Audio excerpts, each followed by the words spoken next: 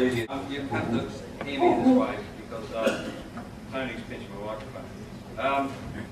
I'm going to ask the questions on the floor now, and it can either be aimed at an individual or aimed at the panel in total. 1 minute is a panel question. Everybody's got 1 minute to ask a question, and 1 minute for an answer to a panel question. Show of hands.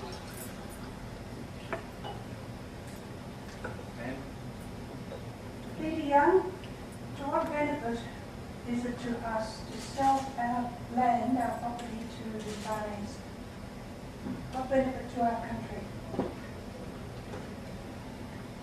I'm certainly not interested in selling the farm, but at this point in time we cannot get finance on the Gold Coast. The bank's just got a red line through the Gold Coast name. They won't come here with any money. Any developer, property developer or anybody in the construction field will tell you that. By introducing the Gold Coast to Chinese investors, we're able to bring them here and have them invest in products that are going to provide a long-term benefit to our city. Short-term, of course, construction and all that goes with that. Longer term with hotels and things like that, which are going to continue to attract tourists. Case in point is the recently approved dual development at Broadbeach, which represents about a $1 billion investment. That's money that was not coming to the city, and it will come into the city, and it will liberate and create jobs. So we've already had Japanese investments here for many years. We've had Korean investments. You know, this is nothing new. This is about unlocking the potential of the Gold Coast and ensuring we provide sustainable outcomes and benefits for our city.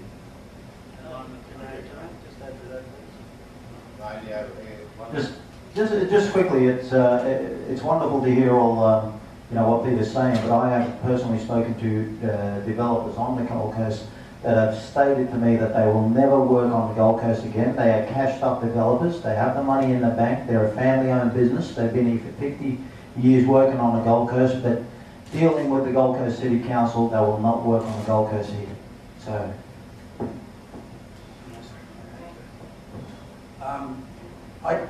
all of Peter's comment, I agree with. It creates jobs and gets our city moving again. But I'll just take back in the 80s. I remember when the Daikyo and all those Japanese companies came in, and we were quite concerned.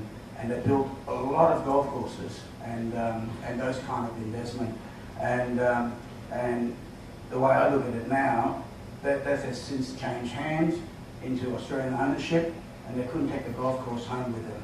So, I welcome their investment. Come and build the Gold Coast. If they make a little bit of money out of it, well, so be it, because nobody else is putting it in. The banks has really stopped. They've got money over there. They want to bring it across because it's a safe haven for them. So.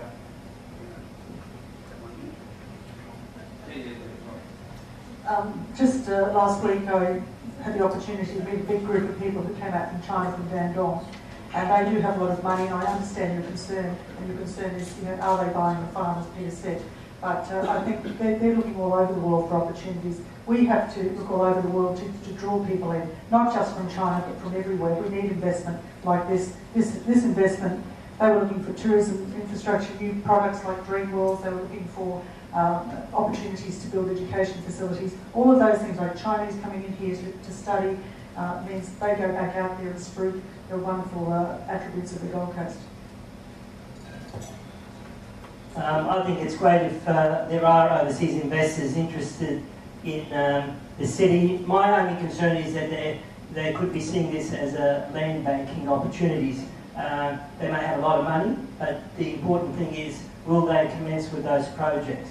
And what we have done, and we certainly have been encouraging some of these investors to move ahead with their projects so they can create some much needed jobs. And there are many good investors coming to this city, and we need to make sure that we do have an open door approach and put out the welcome mat, as Tom said earlier on. Thanks, Eddy. The FIRB laws in Australia are totally outdated. They're back to front. We're allowing overseas interests to come in, buy up our farms, buy up our mines, but we're not really letting them come and do what really does drive the economy on the Gold Coast, buy some real estate.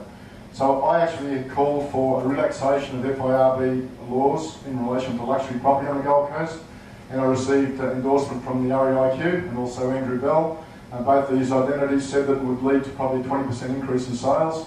And as you know, we're in probably the most depressed real estate market in living memory, with huge losses for most people. So we've got our FIRB laws need overhaul.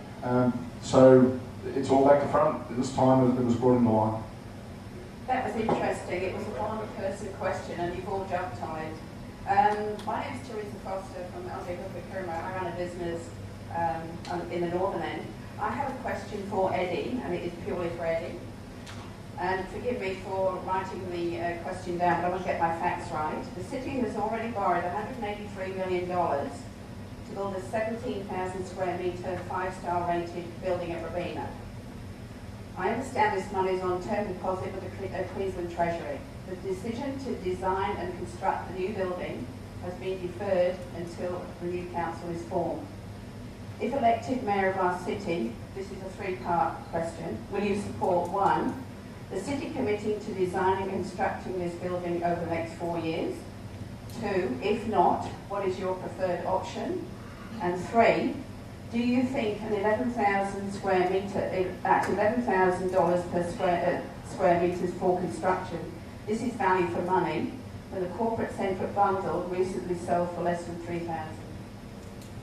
Thank you very much for the question. I certainly didn't write it for you, but I'm very happy to hear that question, because the $183 million is committed. It is in our budget, and it was actually set aside in the event the accommodation project moves ahead. And it was never an intention that the $183 million will be utilised for the accommodation project. This all got embellished, and as you know, with the council, things start down the bottom and then they get embellished more and more by our very creative administration. No, we don't need the $183 or $200 million accommodation project nicknamed the Taj Mahal. No, we shouldn't be proceeding with any designs, because the economic environment has changed and we cannot afford it. And I'll be terribly disappointed if any council, if the new council will allow this project to move forward.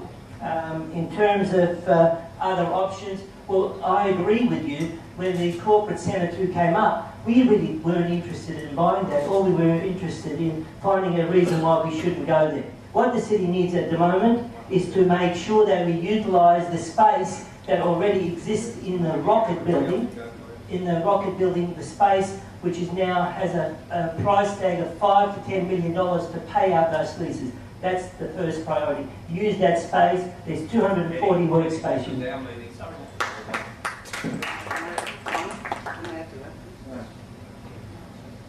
1 minute, please. Okay, 1 minute, no worries, it'll be less than that. It's astounding to me to hear what Eddy just said when he voted for the purchase of that land in Robina, when he voted to draw down the debt of 1.3 million. Now he does a backflip and go, no, I'm going against all that. So what I'm getting at, ladies and gentlemen, have a look at our current assets for headquarters. We've got enough land in Southport. The car park we already own, and it's near the rapid transit system. So I'll take the word rapid out of there, but it's near the light rail, so it can work and increase the size of Moran. Thank you. I support Tom's view.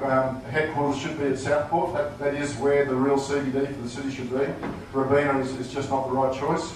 And there is land there. Certainly there is a lot of land on the hospital site, excluding the hospital building, which would be perfect for it. So I'm against Robina, but why would you be spending this amount of money and doing these plans without, first of all, restructuring the council and having a really good look at the number of employees? And I understand there could be a couple of thousand of consultants hidden away apart from the actual 3,500 number. So we need to really have a good look at this council in terms of its structure, its efficiency, before we start even thinking about headquarters.